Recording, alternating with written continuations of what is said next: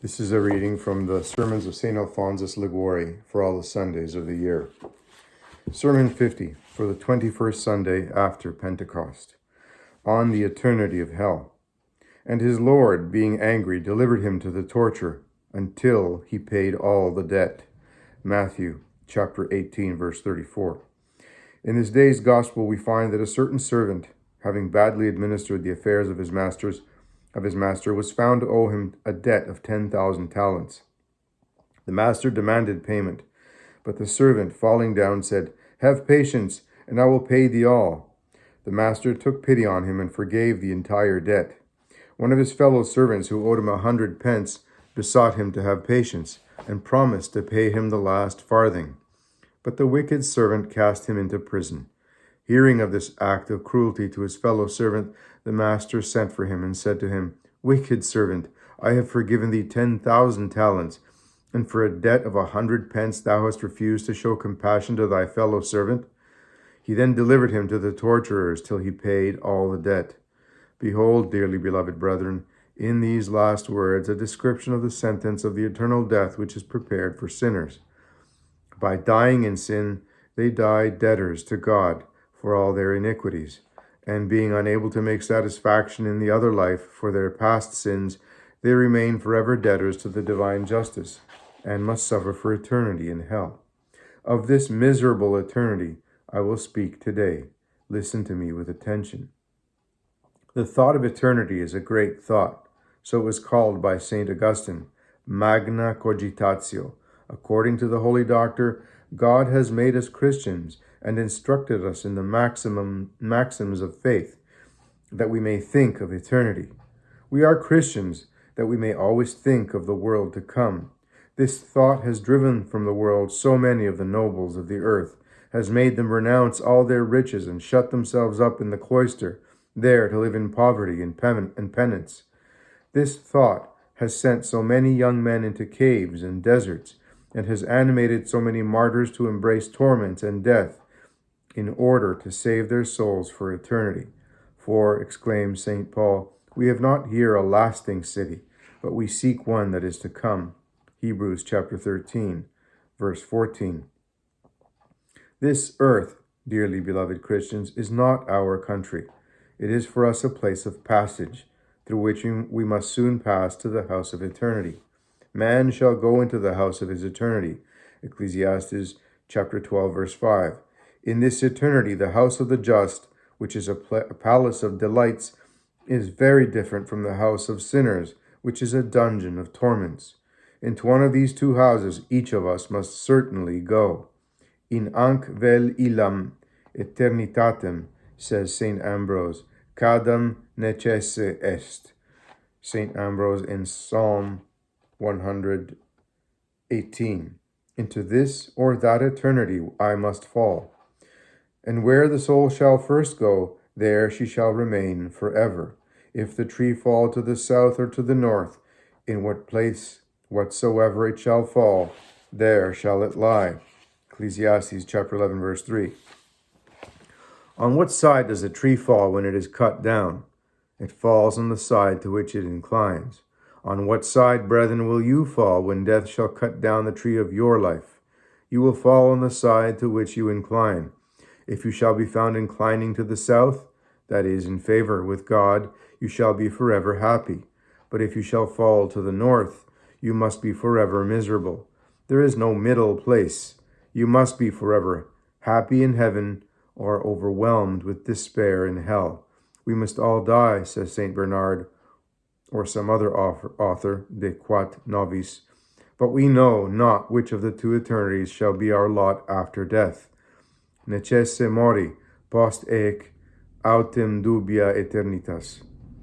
This uncertainty about his lot for eternity was the constant subject of the thoughts of David. It deprived his eyes of sleep and kept him always in terror. My eyes prevented the watches. I was troubled, and I spoke not. I thought upon the days of old, and I had in my mind the eternal years. Psalm 76, verses 5 and 6. What, says St. Cyprian, has encouraged the saints to lead a life which, on account of their continual austerities, was uninterrupted martyrdom? It was, he answers, the thought of eternity that inspires them with courage to submit to such unceasing rigors. A certain monk shut himself in a cave and did nothing else than constantly exclaim, "O eternity! O eternity!" The famous sinner converted by the abbot Paphnutius kept eternity always before her eyes and was accustomed to say, "Who can assure me of a happy eternity, and that I will not fall into a miserable eternity?" The same uncertainty kept St. Andrew Avellino in continual terrors and tears till his last breath. Hence he used to ask everyone he met, "What do you say? Shall I be saved or damned for eternity?" Oh, that we too had eternity always before our eyes. We certainly should not be so much attached to the world. Quis in eternitatis desiderio figitur, nec prosperitate attolitur, nec adversitate quassatur, et dum nihil habet in mundo quod appetat, nihil est quod de mundo pertimescat. He who fixes his thoughts on eternity is not elated by prosperity, nor dejected by adversity, because, having nothing to desire in this world, he has nothing to fear. He desires only a happy eternity, and fears only a miserable eternity. A certain lady who was greatly attached to the world went one day to confession to Father M. Davila. He bid her go home and reflect on these two words, always and never. She obeyed, took away her affections from the world, and consecrated them to God. St. Augustine says that the man who thinks on eternity and is not converted to God either has no faith or has lost his reason. O eternitas, qui te cogitat, nec penitet, aut certo fidem non habet, aut si habet, cor non habet. In soliloq. O eternity, he who thinks on thee and does not repent has certainly no faith, or has lost his heart. Hence, St. Chrysostom relates that the pagans upbraided the Christians with being liars or fools. Liars, if they said they believed that they did not believe. Liars, if they said they believed what they did not believe. Fools, if they believed in eternity and committed sin. Exprobabant gentilis aut mendaces aut stultos esse Christianos, mendaces si non crederent, quod credere dicebant, stultos si credebant et peccabant. Woe to sinners, says St. Caesarius of Arles. They enter into eternity without having known it, but their woe shall be doubled when they shall have entered into eternity and shall never be able to leave it. Vae peccatoribus incognitam ingrediuntur. To those who enter hell, the door opens for their admission, but never opens for their departure. I have the keys of death and of hell. Apocalypse chapter 1, verse 18. God himself keeps the keys of hell to show us that whosoever enters has no hope of ever escaping from it. St. John Chrysostom writes that the condemnation of the reprobate is engraved on the pillar of eternity, so that it shall never be revoked. In hell there is no calendar. There the years are not counted. St. Antonine says that if a damned soul heard that she was to be released from hell after so many millions of years as there are drops of water in the sea or grains of sand in the earth, she would feel greater joy than a criminal condemned to death would experience at hearing that he was reprieved and was to be made the monarch of the whole world. But no, as many millions of years shall pass away as there are drops of water in the ocean or grains of dust in the earth, and the hell of the damned shall be at its commencement. All these millions of years shall be multiplied an infinite number of times, and hell will begin again. But of what use is it, says St. Hilary, to count years in eternity, where you expect the end, where there it commences? Ubi putas finem vinvenire, ibi incipit. And St. Augustine says that things which have an end cannot be compared with eternity. In Psalm 36, each of the damned would be content to make this compact with God. Lord, increase my torments as much as thou pleasest. Assign a term for them as distant as thou pleasest, provided thou fix a time at which they shall cease. I am satisfied. But no, This time shall never arrive. My end, the damned shall say, is perished. Lament 3, verse 18. Then, is there no end to the torments of the damned? No.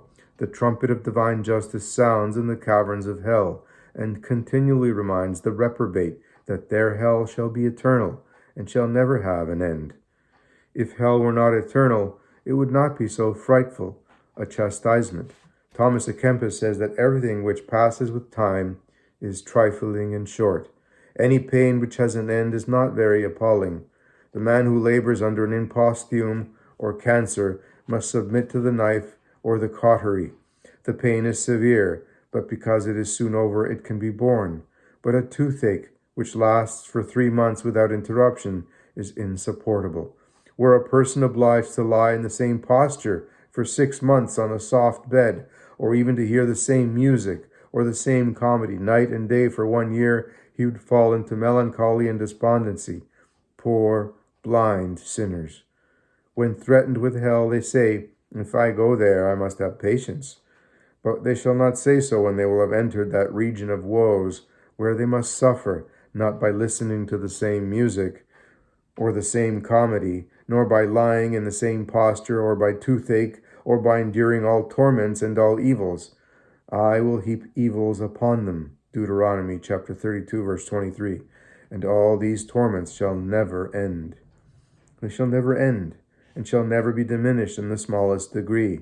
The damned must suffer forever the same fire, the same privation of God, the same sadness, the same despair.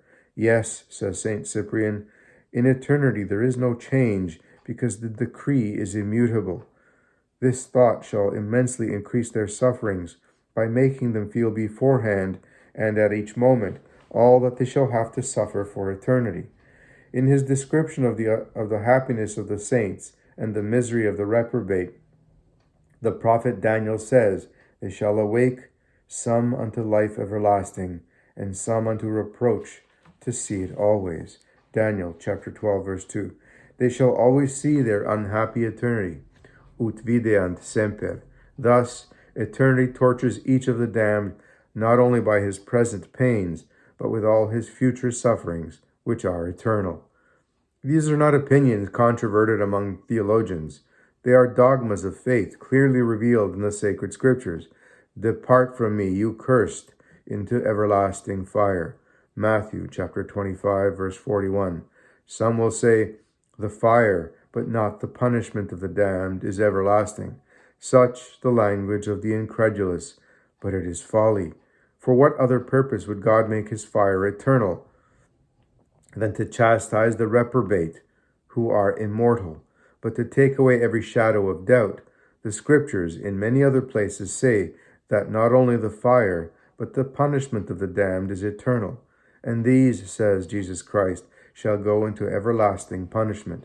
Matthew chapter 25, verse 46.